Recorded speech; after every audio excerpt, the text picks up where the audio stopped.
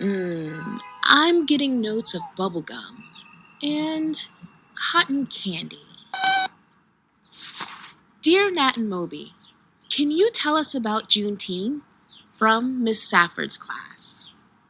Sure. Juneteenth is short for June 19th. On that date in 1865, enslaved people in Galveston Bay, Texas learned they were free. 2,000 Union troops showed up with the news. The Civil War was over, and so was slavery in the South. The news had taken a while to reach Texas, the westernmost state in the Confederacy. Juneteenth celebrates that day, when the last enslaved people in the South were set free. The Emancipation Proclamation had made it official.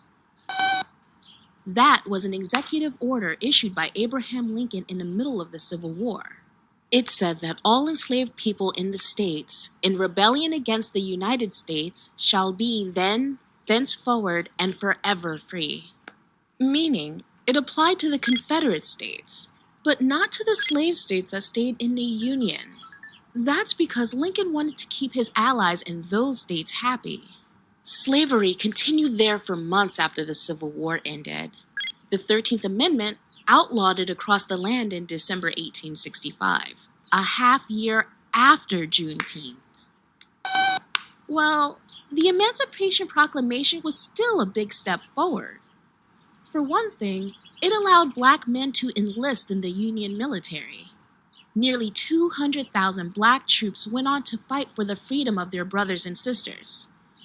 But more importantly, it placed the Union squarely on the side of freedom, which meant enslaved people could escape across Union lines, and 500,000 of them did. Every Union victory brought an expansion of freedom. In each area of the Confederacy it conquered, enslaved people were freed. But as Union troops advanced, lots of slaveholders took their operations west. Many found refuge in a place far from the fighting, Texas, until Major General Gordon Granger came to Galveston on Juneteenth. Standing on the balcony of the Confederate headquarters, he read from General Order Number 3.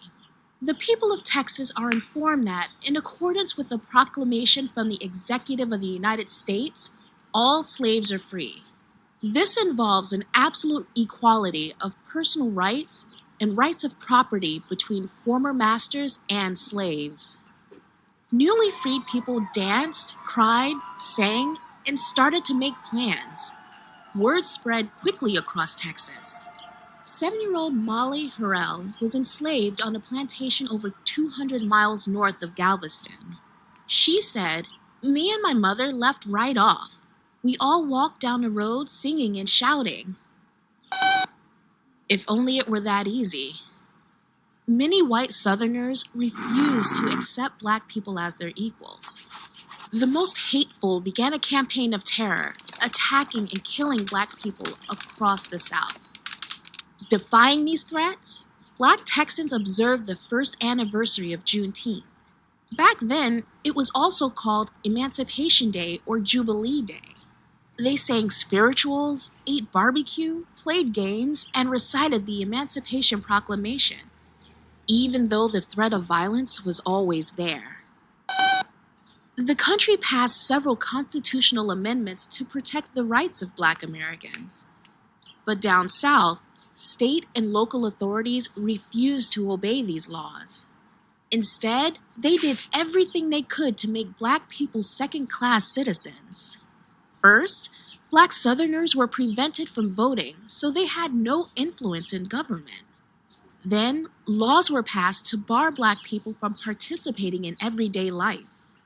They couldn't eat with white people, go to the same schools, or use the same water fountains. Black citizens had to live in separate neighborhoods and could only hold lower-paying jobs.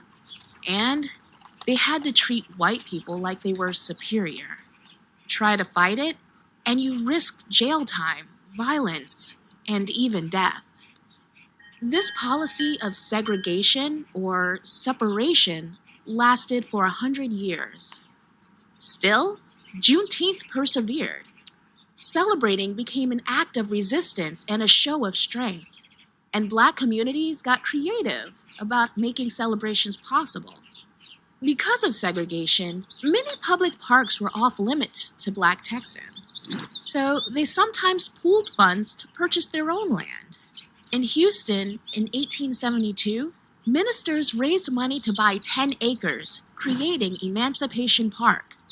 It became a safe place to gather on Juneteenth for decades. Smaller celebrations were held in people's homes and in churches, too. Juneteenth slowly spread through the country beginning in the 1910s. That was the start of the Great Migration, when millions of Black Southerners sought a better life in the North. As people from Texas joined the migration, the holiday went with them. Then, during the 1950s and 60s, Juneteenth got even bigger. Black people connected their fight for equal rights to the fight to end slavery. Juneteenth embodied all of the pain and triumph of their shared history. Celebrations now featured parades and fireworks, street fairs and rodeos, and presentations about Black heritage. Red food and red drinks symbolized the blood of the enslaved and their resilience in bondage. And in 1980, Texas declared Juneteenth a state holiday. One by one, other states recognized it as a holiday or day of observance too. Then, in 2021, Congress declared it a federal holiday. That's when government workers get a paid day off, and most everyone else does too, like we have for Independence Day. In fact, some people think of Juneteenth as America's second Independence Day. Because the 4th of July only commemorates when white Americans gained independence, while Juneteenth is about when all Americans became free. Making it a federal holiday may not seem like such a big deal, but what a country chooses to honor and celebrates speaks to its core values. And freedom and equality for everyone are values I think we can all get behind. Nice! You baked a Juneteenth cake.